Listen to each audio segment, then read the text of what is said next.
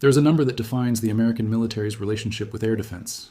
That number is the cost. The Patriot missile battery costs $1 billion. The THAAD system costs $3 billion per battery. The radar architecture that feeds them, the AN-MPQ-65, the AN-TPY-2, the ground-based sensor network that sees the threat before the threat arrives, billions more. The accumulated investment that America has made in the specific promise that its forces in the Middle East are protected from the air runs into the tens of billions of dollars across the theater. That promise was tested last night, not by a peer adversary with an equivalent investment in offensive capability, by a cruise missile that Iran calls the Paveh, a weapon that costs a fraction of what it just defeated, a weapon that does not need a radar to find its target, a weapon that, as of the early hours of March 16th, has demonstrated something that the engineers who designed Patriot and THAAD and the entire layered air defense architecture protecting American bases in Kuwait and the Kurdish region of Iraq did not build their systems to survive. The Paveh does not fight your defense. It confuses it. And confused defense is no defense at all.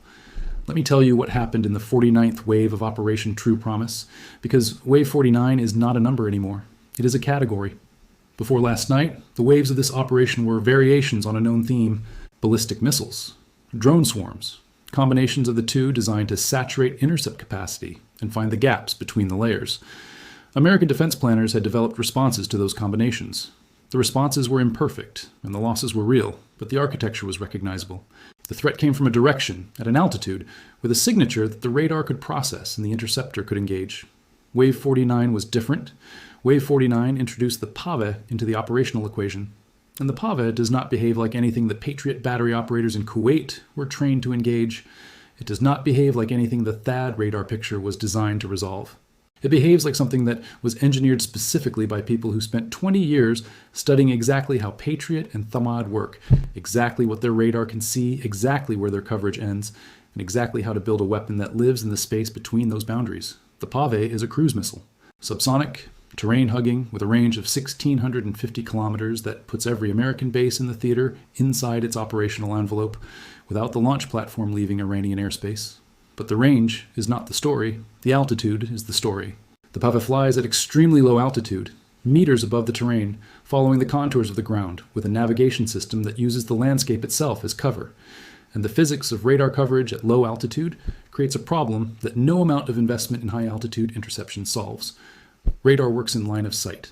A ground-based radar antenna can see objects above the horizon, objects below the radar horizon, objects that are flying close enough to the ground that the curvature of the Earth places them beneath the antenna's line of sight are invisible.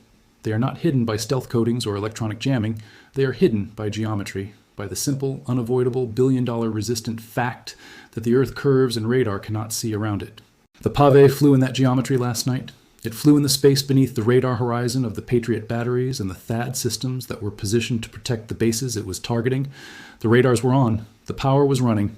The operators were at their stations. The systems were functioning exactly as designed. They saw nothing because the Paveh was below the level at which they could see anything. The billion-dollar system was staring at the sky while the threat was coming in underneath it. Now, understand the swarm logic, because the swarm is where Wave 49 stopped being a tactical event and became a doctrinal earthquake. The Paveh missiles that Iran launched last night did not fly independently toward their individual targets. They flew cooperatively. They communicated with each other during flight through a data link architecture that allowed the swarm to function as a single distributed intelligence rather than a collection of individual weapons.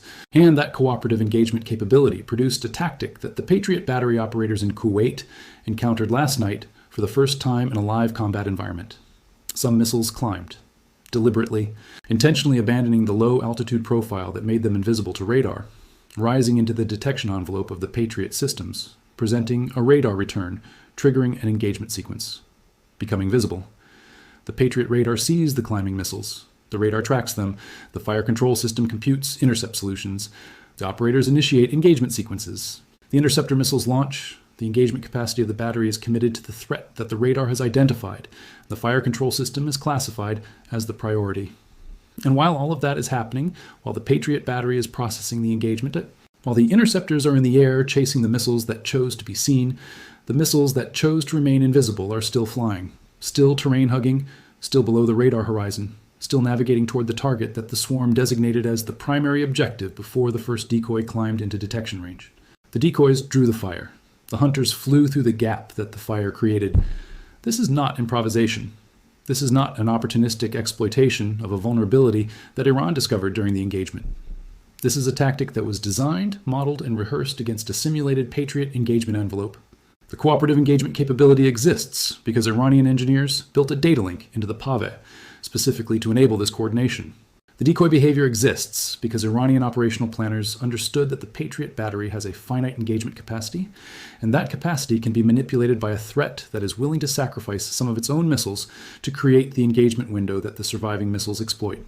The swarm doctrine is the product of the same 20-year study of American air defense that produced the sequenced ballistic missile attacks that defeated Arrow at Nevatim the night before. Iran is not improvising against American defense. Iran is executing a plan that was written when the defense was still being built. The algorithm collapse that Patriot and THAAD experienced last night is the technical name for what happens when the threat picture exceeds the processing capacity of the fire control system. In a manageable threat environment, the system classifies returns, assigns intercept priority, and generates engagement solutions fast enough to kill the threat before it arrives. In a threat environment where the radar is simultaneously tracking swarm missiles that climbed into detection range, ballistic missile decoys, compounding the tracking problem, electronic warfare missions, generating false returns, and terrain masking Paveh missiles that briefly appear and disappear as they transit landscape features, the processing load saturates. The system is still running, but the rate at which the computer generates valid engagement solutions has fallen below the rate at which the threat is closing on the target.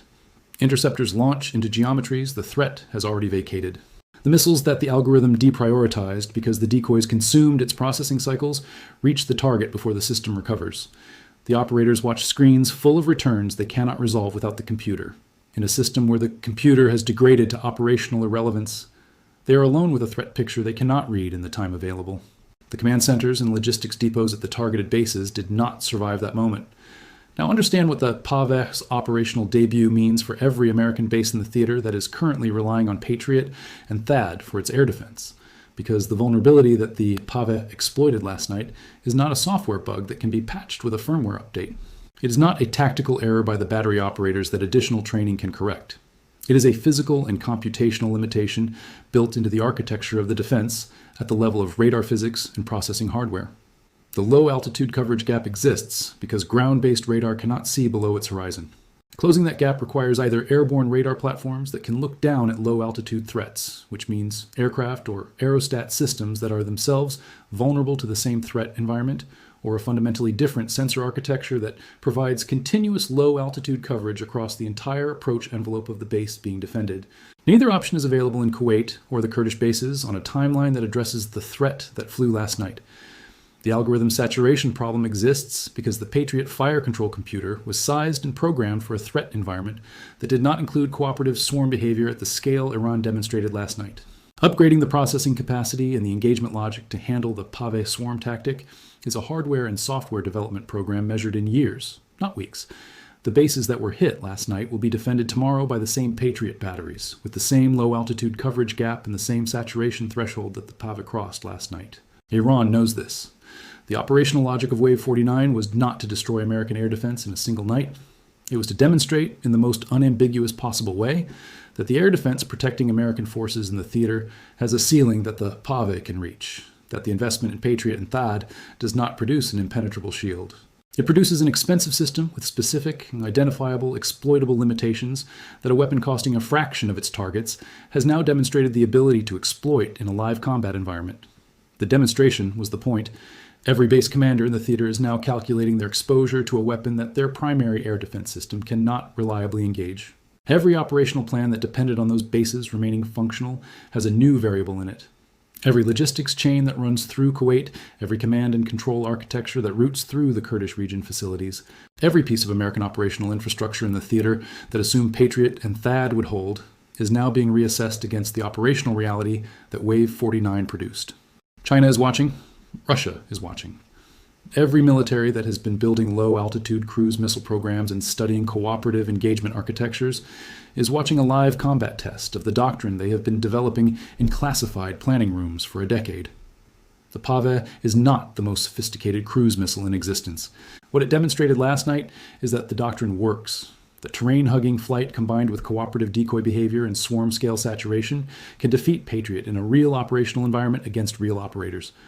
China did not need to test this against Taiwan. Iran tested it for them in Kuwait. Russia did not need to validate this against NATO. Iran validated it against the most heavily defended American positions in the Middle East. The data from Wave 49 is already being processed in Beijing and Moscow, reshaping cruise missile doctrine and air defense procurement decisions for every military that factors American Patriot coverage into its threat calculus. The night of March 16th is not the night that American air defense failed.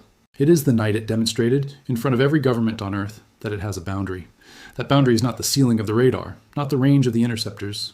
The boundary is the geometry of the Earth itself, and the willingness of an adversary to build a weapon that flies beneath it. The Paveh found that boundary. It flew through it. And the command centers burning in Kuwait this morning are the proof that the most expensive air defense architecture in history has a floor beneath which a cheap, cooperative thinking swarm can operate without consequence. That floor is now known. The swarm knows where it is. And every American base inside the Paveh, 1,650-kilometer range, wakes up tomorrow protected by a system that has already proven it cannot see what is coming.